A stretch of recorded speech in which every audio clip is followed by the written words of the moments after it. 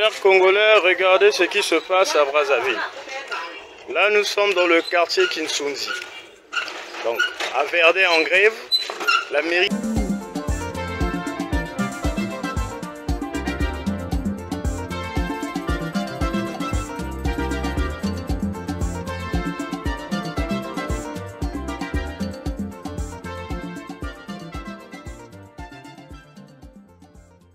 Chers Congolais, regardez ce qui se passe à Brazzaville.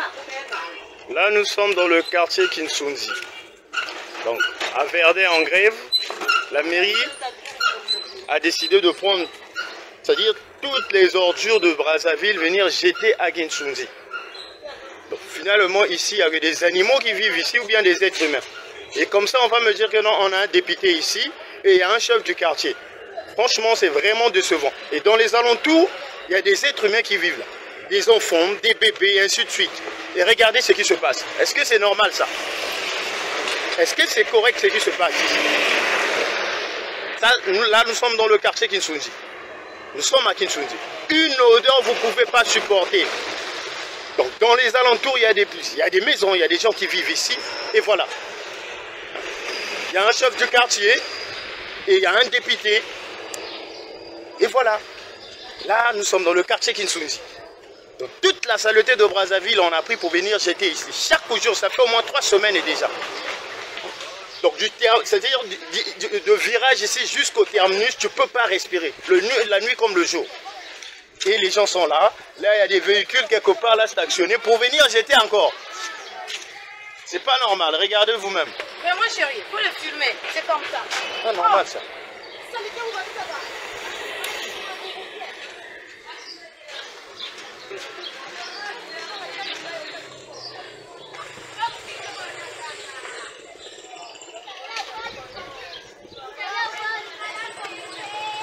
Voilà. C'est le quartier Kinshunzi qui est devenu une poubelle. Le quartier Kinshunzi qui est devenu une poubelle. On prend toute la saleté de Brazzaville, on vient jeter ici. Ceux qui vivent ici ne sont pas des gens. Ce ne sont pas des êtres humains, c'est des animaux. Regardez. On est où là? C'est quel pays ça?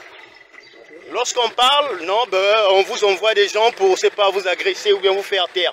Mais moi, je m'en fous, moi. Je suis Congolais et ça fait mal, je vis à Kinshunzi. Et regardez, je ne cesse de vous dire qu'aux alentours, il y a des gens, c'est tout un quartier. Donc l'odeur attaque tout le quartier. Il y a des bébés, il y a des petits-enfants, il y a des... Voilà, regardez. Donc c'est toute la saleté de Brazzaville qu'on prend pour venir jeter à Kinshunzi. Il n'y a pas d'autre endroit ici au Congo, en route du nord ou bien en route du sud, dans les profondeurs là-bas pour aller jeter ces ordures là. C'est pas normal ça. Franchement, c'est vraiment méchant. C'est vraiment méchant, regardez. Bonjour mes compatriotes congolais de Brazzaville. Je fais cette vidéo pour pouvoir m'adresser aux autorités du Congo-Brazzaville, s'il en reste encore, une autorité responsable. Parce que ce qui se passe dans la ville de Kinshunzi est quelque chose d'inacceptable.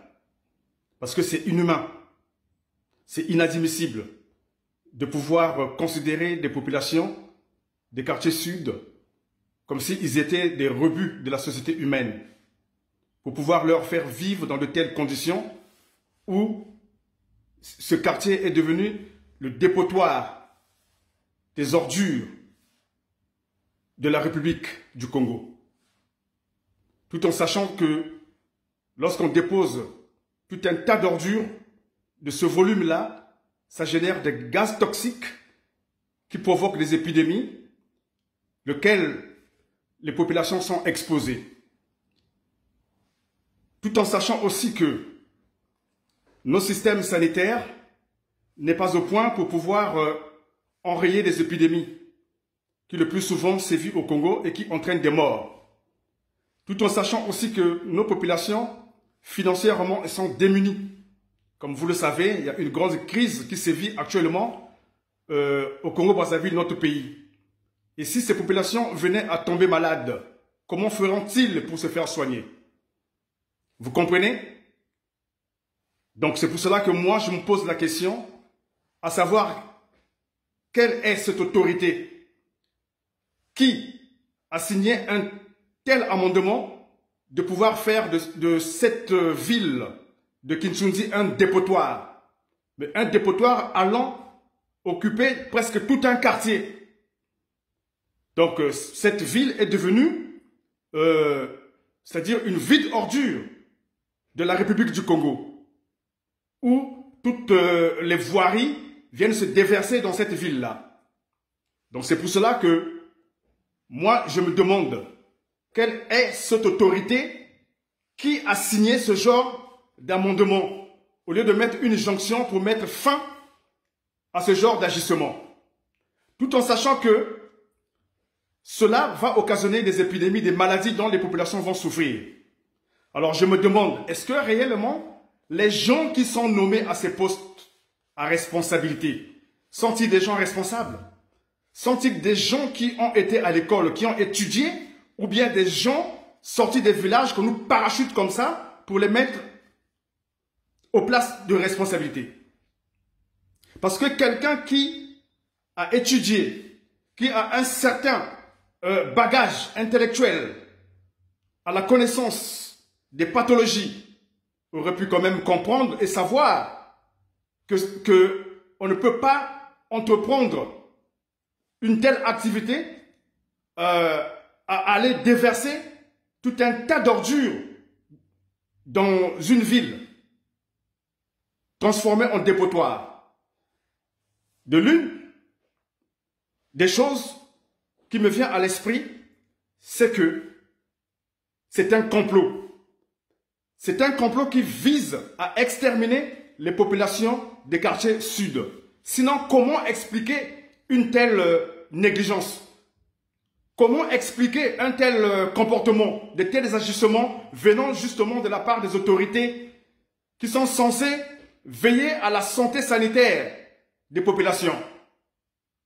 Comment expliquer une telle négligence? Comment expliquer cela aux populations? Les mêmes populations du Sud qui avaient en 2016 subi un génocide où les survivants ont vécu dans la précarité. Ils continuent à survivre. Et de nos jours encore, ces mêmes populations du quartier Sud, vous les considérez comme les rebuts de la société humaine en allant déverser dans leur lieu de vie tout un tas d'ordures, sachant que cela va provoquer des maladies, des épidémies. Alors je ne comprends pas quelle est cette autorité qui a pris ce genre de décision. Celui-là mérite d'être limogé, licencié de ses fonctions, démis de ses fonctions, parce que c'est inadmissible.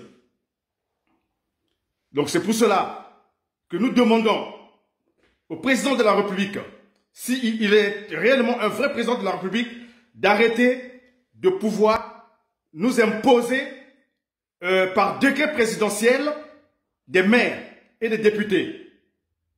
Nous demandons à ce que les populations eux-mêmes puissent choisir leurs gouvernants par référendum, par les législatives, pour pouvoir justement choisir des élus et un maire qui va régir leur ville.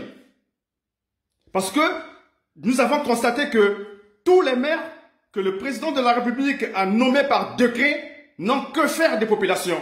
Ils n'ont pas de comptes à rendre aux populations.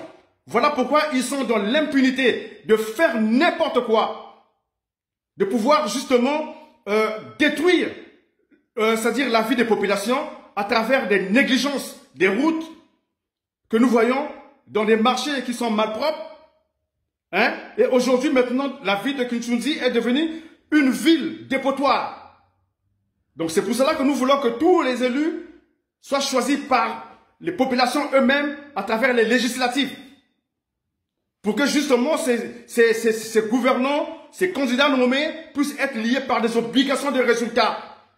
S'ils ont réussi leur mandat avec brio, ils seront reconduits. Mais s'ils n'ont pas réussi, ils seront évincés.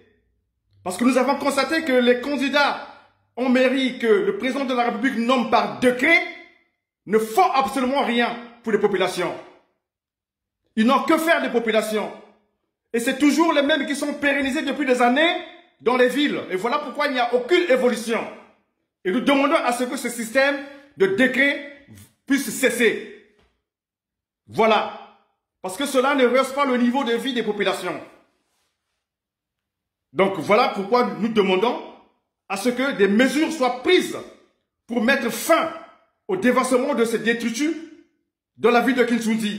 Parce que ce sont des êtres humains, ce ne sont pas des animaux. Même là où vivent des animaux dans des parcs, il y a quand même une certaine propriété. Mais comment, à plus forte raison, là où vivent des êtres humains? Faire ce genre de choses, c'est pousser cette population aux maladies. C'est comme si vous voulez les exterminer. Voilà, donc moi, en tant que lanceur d'alerte, au niveau national et international, je prends cette vidéo à témoin que le gouvernement congolais est responsable. S'il s'élève une épidémie au Congo-Brazzaville qui décime les populations de Kinshasa, vous en porterez la peine. Voilà, je m'arrête là. Merci de m'avoir prêté attention.